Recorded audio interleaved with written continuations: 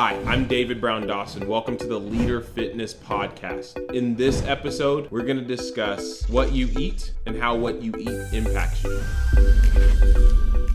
The focus is how what we eat, in this case, what we take in, what we consume as mental food, impacts our leader fitness. And just to recap, if leader fitness sounds unfamiliar to you, then we have an entire episode dedicated to breaking down why leader fitness is important, what leader fitness is, and how you can build your leader fitness. And that is what we're doing with the Leader Fitness podcast, is really to help you become an effective leader, a conscious leader who cares, a conscious leader who communicates authentically from a place of resilience and empathy with the spirit of stewardship. In short, leader fitness is a way to holistically discuss leadership effectiveness. Increasing your leader fitness increases your effectiveness, your impact, and your influence as a leader in whatever space you walk into. I've chosen an interesting day to record this episode. In fact, it's day 3 of a 3-day juice experiment. On Saturday, my partner and I decided that we would go 3 days with no solid food. And our first day 1 was Sunday, day 2 was Monday yesterday, and day 3 is today. Day 1, my body on Sunday, I had quite a bit of energy. I think it was because my body was still processing the food that I had eaten on Saturday. During the afternoon, after church, I still had some energy, but by the afternoon, early evening, I was tired and my focus was waning. And I'll be honest, I really just wanted to go to sleep to avoid having to think about not eating. Day 2, I woke up feeling pretty good actually, and got a good workout in, a cardio intensive workout. And for the rest of the day, I was admittedly sluggish and just not as focused as I would have liked to be. I got work done, but I wasn't as productive as I would have liked to be. I often found myself a little bit frustrated by the lack of food or frustrated by the fact that I couldn't eat food. And Tuesday, today, as I'm recording this, is day 3. This will end around 8 p.m. and I'll grab some food. This morning I didn't work out. I won't use going to morning prayer as an excuse for not working out. It was really, I wanted to conserve some energy for the day and to hopefully be more focused. And that's been somewhat of the case. You'll be able to tell more as I go through the rest of this podcast episode. I spoke to my sister Anna earlier this afternoon, and she was actually the original inspiration for this juicing experiment. She went 5 days a few months back on a strictly juice diet, and me being on day 3, I have even more respect and admiration for her choosing to go that route.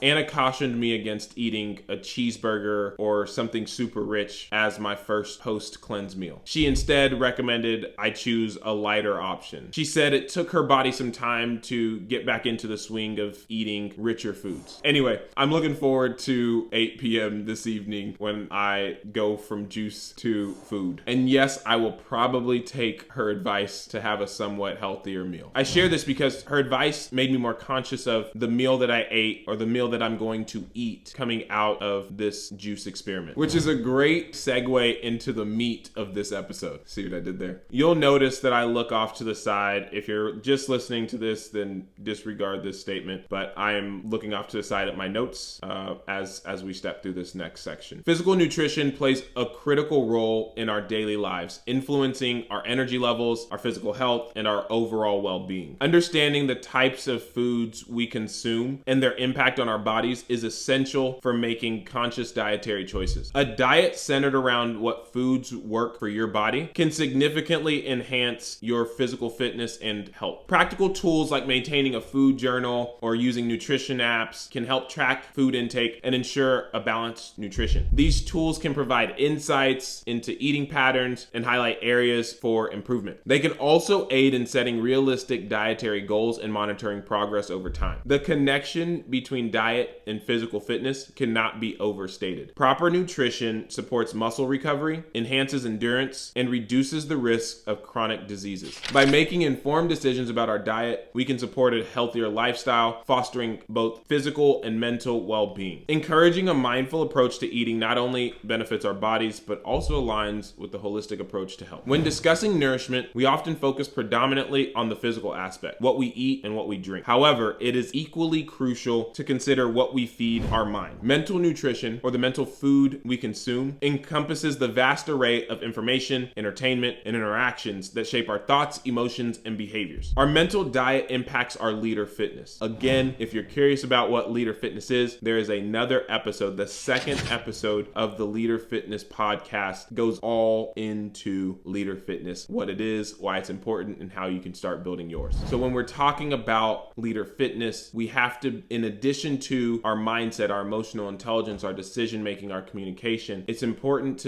we can build each of those areas. We can strengthen our mindset, we can increase our emotional intelligence, we can develop our decision making, and we can enhance our communication abilities. All those 4 areas, the 4 domains of leader fitness, are impacted by what we take in, what we consume, meaning what our mental diet consists of. So our mental diet includes sources such as social media, podcasts, music, TV shows, audiobooks, movies, and the conversations we engage in daily. Each of these inputs has an impact on our mental landscape. I'll say that again. Each of these inputs has an impact on our mental landscape, which means each of these inputs has an impact on our leader fitness, which means each of these inputs has an impact on our leadership effectiveness, on our impact, and on our influence on a daily basis. Our mindset, emotional state, and even our behaviors can be profoundly influenced by the type of content we consume. For instance, constant exposure to negative news or toxic online interactions can lead to increased levels of stress, anxiety, and cynicism. Conversely, engaging with uplifting, educational, and positive content can foster a more optimistic outlook, enhance our emotional well-being, and improve our overall focus and productivity. I'll say this: you can remain informed and still protect your mind. It's all about what you eat. You can remain informed and still protect your mind. It's all about what you eat. So this wouldn't be the Leader Fitness podcast. This wouldn't be Lead Calm Gym if we didn't leave you with some exercises. We're aligned now on why mental food, mental nutrition is important. Because mental nutrition is so important, it is essential to be intentional about the content we consume and the people with whom we interact. So 3 things to think about. The first one goes back to the question that I started off this podcast with. What are you eating? This is a fun place to start. Tracking what you eat. So my challenge to you, an exercise that you can do today, is for a day, for 24 hours, track what you spend your time eating every 15 minutes. I've created the Leader Fitness food journal. I adopted it, and it's an easy spreadsheet that allows you to identify and track everything that you've eaten for every 15 minutes. And then the other piece of that is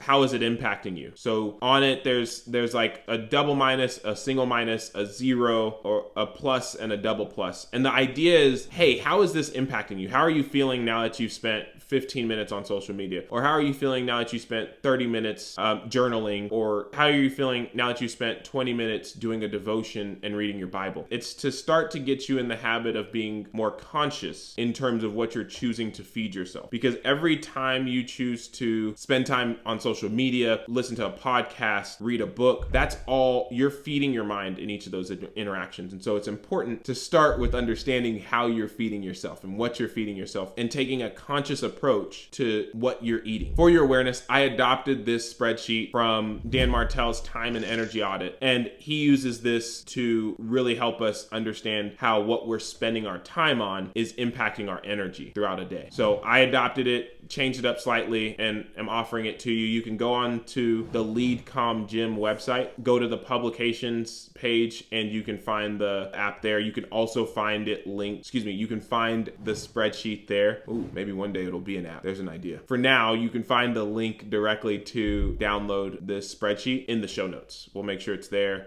so that you can pull that and start using it today. I'll say this: if you know of an app that makes it simple to track your mental food, let me know. I think that could be a really cool app to use. All right, that's one. So what are you eating? Essentially tracking what you eat, what you consume in terms of mental food over the course of a day, over the course of a 24 24-hour period. And I would say, even if you don't want to do the full 24 hours, just do like a 4 to 6 hour segment. And that's even that. And doing a 4 to 6 hour segment of your day, that can even be revealing, because it'll start to, even by tracking, you become more aware. And so you can either say, hey, I spent the last 30 minutes on social media, or you can be even more specific and you can say, hey, I spent 30 minutes on social media. I watched 15 videos and here are the titles of those videos. And that way you're really getting a sense of, hey, I watched this video. How did it make me feel? Hey, I'm watching this video. How is it making me feel? Am I doom scrolling? Am I scrolling to like just completely disengage with the world? Or am I like looking for something in this content? Am I looking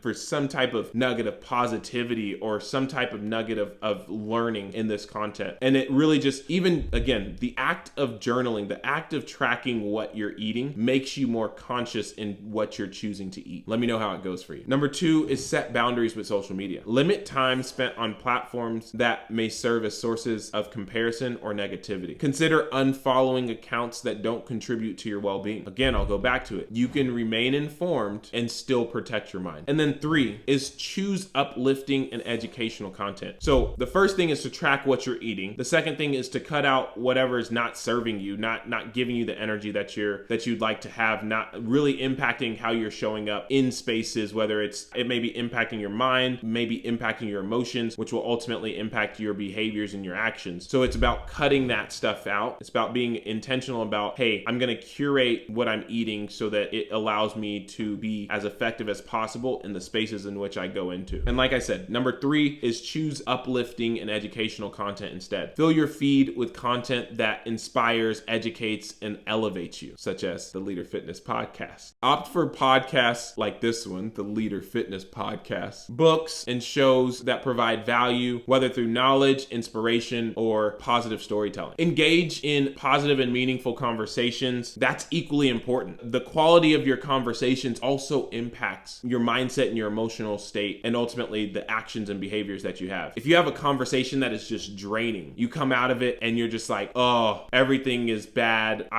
All is bad and I don't even know what to do from here. Conversely, you could engage in a positive or an uplifting conversation where you and the other person, or you and the people that you're talking to, are excited. Y'all are looking forward to what y'all are working on. Y'all are encouraging each other. Y'all are praying for each other. Y'all are having time that when you walk away, you're not feeling drained. There's a difference between feeling drained because you're an introvert and feeling drained because the conversation and the quality of the conversation, the quality of the people that you're with is draining. There's a difference, right? You can be an introvert and have a conversation that fills you with energy, that actually is like, oh wow, that conversation was good. And then you may still need to go and have your time as an introvert as well. But I'll say it this way. You can be an extrovert and walk away from a conversation drained. And so part of this is about, hey, what kind of conversations am I engaging in? Are they uplifting, or are they uplifting and engaging and energizing, or are they draining and toxic? And the final piece of this one is surround yourself with people who uplift you, who challenge you constructively, and who support your growth. Now, I will say this. If you have some food, some podcasts, books, shows that you recommend, videos that you recommend, share them with us. You can email me directly at david@leadcommgym.com. david@leadcommgym.com. You can find us on Instagram at leadcommgym, and you can find me on Instagram at david.a.bd, david.alpha.bravo delta on Instagram. And then you can follow along with us on our journey on LinkedIn by searching Lead Comm Gym or by searching my name, David Brown-Dawson. As we wrap up this episode, I just want to tie everything together. By curating a healthier mental diet, you can significantly enhance your emotional well-being, your focus, and your productivity. A holistic approach to well-being recognizes the importance of both physical and mental diet. Being conscious and mindful of what we feed our minds is just as important as being conscious and mindful of what we eat, what we feed our bodies. This consciousness paves the way for a healthier, more impactful, more fulfilling life, and it really does impact how we show up for the people we lead. Again, this is the Leader Fitness podcast. We're all about helping you become a conscious leader who cares, a conscious leader who communicates authentically from a place of resilience and empathy with a spirit of stewardship. And what you feed yourself impacts your leader fitness. So what you feed yourself impacts impacts your leadership effectiveness. It impacts how you show up in a space on a given day, at a given time. It impacts and shapes your influence and your own impact. Healthy leaders curate healthy spaces for healthy teams to drive maximum impact. It starts with you as the leader. Thanks for listening to this episode of the Leaderfitness podcast. I'm your host, David Brown-Dawson, reminding you to watch what you eat, not just what you consume physically, but what you consume mentally, what you take in. Take a conscious approach to your mental diet. It will impact your leader fitness just as what you consume physically impacts your physical fitness. If you have any questions, comments, or suggestions, send us an email. Send me an email at david@leadcomgym.com. I'll see you in the next podcast episode. And if you're looking to grow yourself or your team, connect with us at leadcomgym.com. Let's grow together. Thanks for watching. For more videos like this, hit the subscribe button and leave your thoughts in the comments. If you want to work with me more directly via coaching or workshop, go to leadcomgym.com. I'm David Brown-Dawson, encouraging you to be a conscious leader who cares. I'll see you in the next video. Let's grow together.